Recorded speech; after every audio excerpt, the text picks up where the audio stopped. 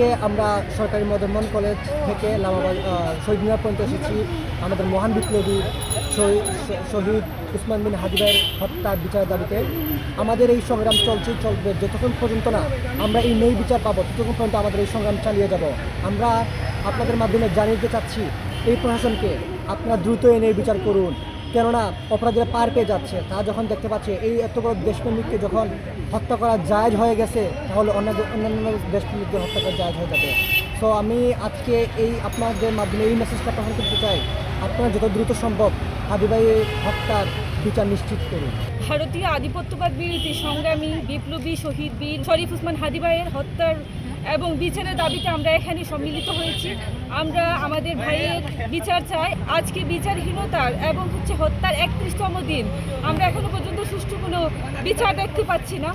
আমরা আমাদের হাদি ভাইয়ের মাথায় গুলি করা হয়নি, আমাদের এদেশের স্বাধীনতা এবং সার্বভৌমত্বের ওপর গুলি করা হয়েছে, আমার মাথায় গুলি করা হয়েছে।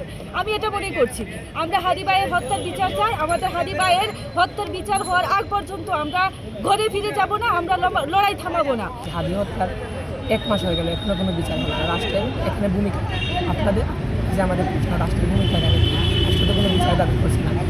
এখন 1 মাস হয়েছে, আরও যতদিন ধরে হাদি হত্যার বিচার না হবে আমরা ততদিন ধরে রাজপথ ছাড়বো না, আমরা মাঠে থাকবো ইনশাআল্লাহ। আমরা যতদিন যাবৎ 1 মাস লাগুক 1.5 মাস লাগুক, যতদিন যাবৎ আমরা হাদি ভাই বিচারের কোনো নির্দিষ্ট কোনো বিচার না পাচ্ছি, ততদিন যাবৎ আমরা মাঠে থাকবো। মাঠে আমরা আছি, মাঠ ছেড়ে আমরা যাবো না।